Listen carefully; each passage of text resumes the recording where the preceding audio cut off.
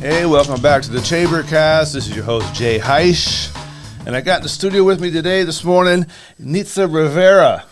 Good morning, Nitza. How are you? Nitza, right? Nitza. I said Nitza. Okay, No. Smack me if you want. It's like pizza with an N. Nah, there you go. You will forget. I'd order a large Nitza. Just kidding. All right. What's going on? How are you? I'm doing well. Thank you for having me. Yeah, absolutely. Thanks for coming on. You are from the Bronx, New York. Yes, Yeah. yes, sir. Right? I know what's up. Look, Yeah, hey. I say it loud and proud. Born and raised Born and in raised? the Bronx. Yep. When did you leave there, though? I left there at the age of 11. Okay. My family is from Puerto Rico, so they decided to move back and Moved back to Puerto Rico? to Puerto Rico. Okay. So how long have you been up in this way? August is going to be 15 years. Oh, okay. I think I moved like in chunks. 11 years in the Bronx, 19 In Puerto Sorrow Rico? in Puerto Rico, and then I've been here almost Been in 15. Hagerstown 15 Yep. years? Okay. Yes. And you own and operate, this is your business, Spanish for All? Spanish for All, yes it is. Tell me all about it. Well, Spanish for All is a language service provider, so we provide interpreting, translating, and we also do language training, professional development.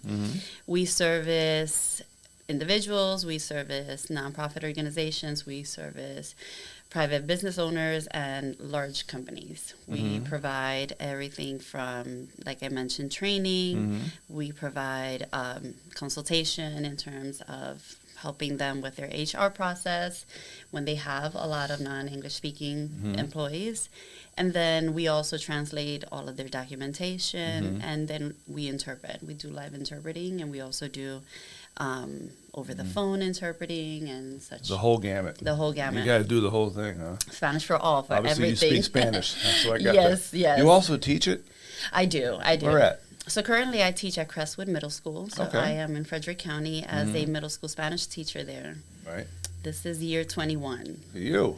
Ah. Yes. Fluent. And still Of course, alive and you're kicking. Born and raised. What about that? Well, I always say I took a crash course Yeah. in both languages. So Okay. when I went to school, my first language was Spanish. Right, Of course, makes my sense. parents. And at that time, there were no ESOL, EL, nothing of that sort. So it's just like, hey, welcome to kindergarten. Have fun. Yeah, here's So I the- learned to here are the read and crayons. write. That's Right. right. Yeah, I learned yeah. to read and write in English. And then after elementary school, my parents are like, hey, we're going back to Puerto Rico. And I learned to read and write in Spanish because I didn't know. All right. So We would yeah. need to down there. Yes. That makes sense. Yeah. Look, there were a That'd lot help. of things I needed to learn that I Yeah. didn't. So it was literally a culture shock. It was learning to speak the language fluently. It was learning to read and write it. It was learning the culture because, kids in elementary school there are like fully trained in volleyball, and I was not. So it was just like, Wow. man, All right. So- Let me back up though. You were born in the Bronx. I was. And Yep. you lived there till you were 11. Then you moved to Puerto Rico. Yes, So so you were the new kid on the block down in Puerto Yes, Rico I was. who couldn't read La Spanish. gringa. I get was it, la yeah. gringa. Yes. That's what it's called. Yep. That's a negative term. No, it Oh. just means you do not speak I am Spanish. a gringo, but that can be You're a taken in gringo. several different ways. I mean, it depends who's saying it, No, so. it was. I'm It was from LA. It was, I know what's It up. was still a term of endearment, but it was. Yeah. But it was yeah. Yes. Yeah. It's only for certain. Yes. Yeah, okay. So it was. I mean, again, it But at was. age 11, more- did you pick up pretty quick? It Was it hard? was. It was. I mean, like with all language acquisition, so you do pick up the social language, the ones that the terminology and things like that you use the most. They're more frequent, like everyday use. But I struggled with like the grammar and the comprehension a little bit, and then that's the normal like. Plus, you're 11 years old. Yes. You've been in the States. I mean, and that's still I a mean, good age to learn Sure. another language Yeah. and learn it enough to be proficient in it. Versus if you went down there when you were 15 or 16, Yes, definitely. yes. Yeah. And I had that with my children. My children came here older. And okay. I mean, they became fully bilingual as well and biliterate. But it was a challenge. It was a challenge. So on a personal level, what keeps you here? You ever want to think about, I should just go to Puerto Rico? No? I don't know. I think about it. But Hagerstown became home. gotcha. I came here in 2009. I was part of a Rotary International group study exchange program, which was like So that's why you're here. Yes, that was like How'd an you exchange. get here? Right. Okay. Well, Rotary had a couple of cities that they were visiting within the Maryland, Pennsylvania, and West Virginia area. And I was the team of 4. I was selected amongst the island secondary English teachers. I was teaching English then. And I traveled. I always wanted to come back. I wanted my children to be bilingual as well. And I was selected. I came back, and I was in Hagerstown for like 4 days. So I stayed with a Rotary family, Rotarian. So I stayed with Jim and Claire Kirchhoff. They were my host family. I know that name. You know that name? Yeah, Kirchhoff. Yes, you do. Yeah, I do. Yeah. So they were my host family. I stayed with them. They have 3 amazing boys, and I just loved it. I always came with the intention of finding an opportunity to relocate. Yeah.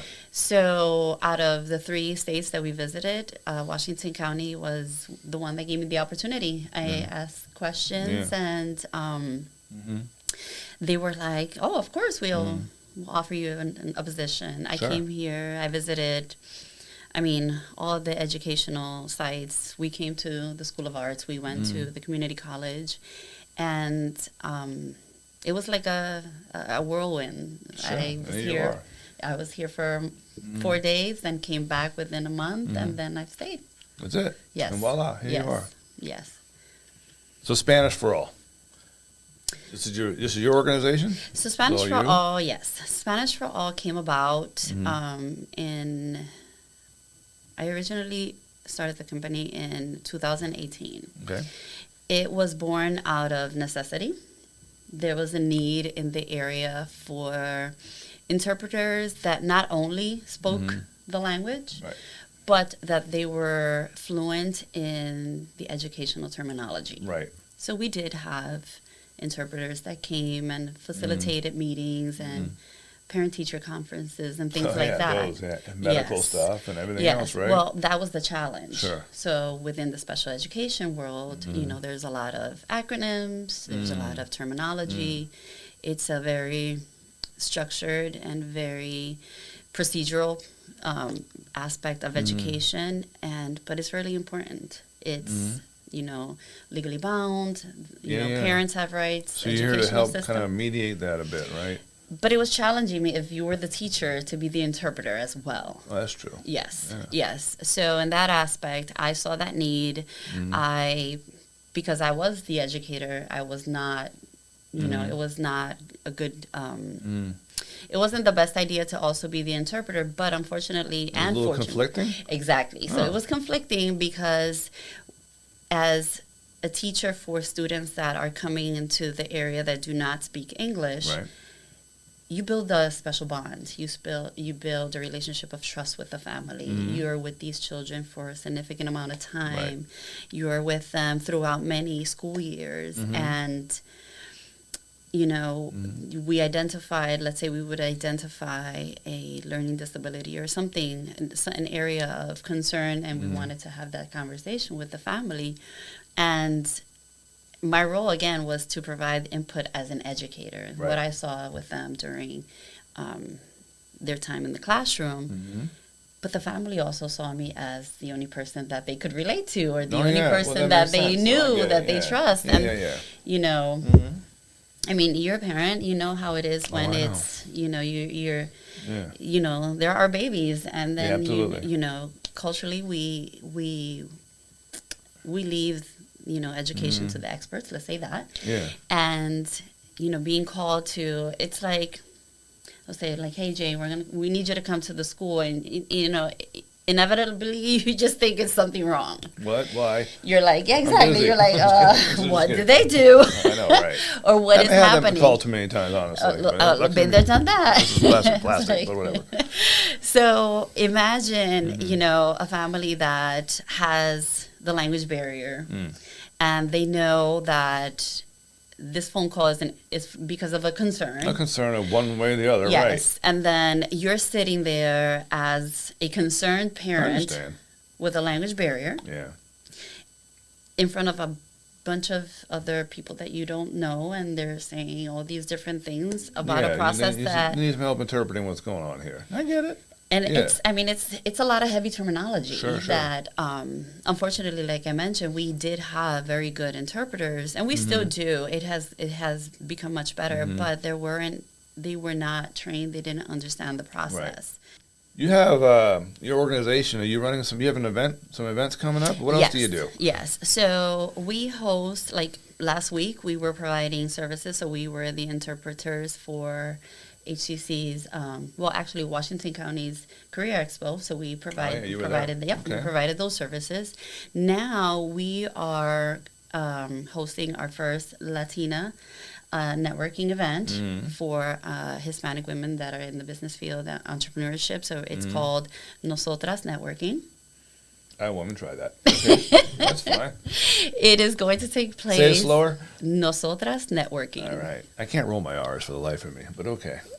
It's a special skill. It is, man. So whatever. So we are hosting this event. Again, we want to provide a space where people like myself, I was very fortunate to build community here in different aspects, within the fitness world, within the educational world, within the business community.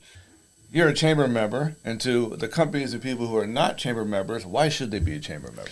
It's the best way to build community. Okay. It's the best way to, get around like-minded people. It's the best way. It's the best way to ask questions in a safe space where especially like the chamber has our Women Empowered series, and as women in business, it could sometimes be a little bit lonely. So I haven't been to one of those yet. I keep getting invited by Maddie over there, but I'm just. You get the email? Yeah, I get all the emails. But it's a good space. Again, as a chamber member, it's a good space to be around people that are doing different things. I mean, within our networking events, like I have been able to connect with a lot of business owners that have needed the services for Spanish for All. Makes sense. Yes.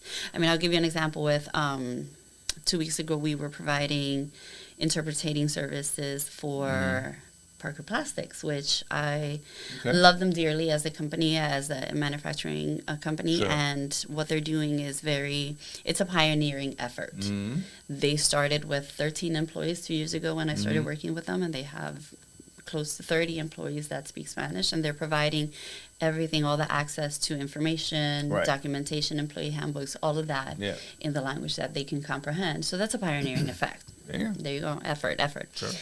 Jay Heish, I want to thank Nitza Rivera for coming on the Chambercast. And if you want to be a guest on the Chambercast, just reach out to the office over there, talk to Maddie, Brianna, or Paul. Number and information right there on the screen. Again, Jay Heish for the Chambercast, and for Nitza Rivera, we will see you later. Thank you.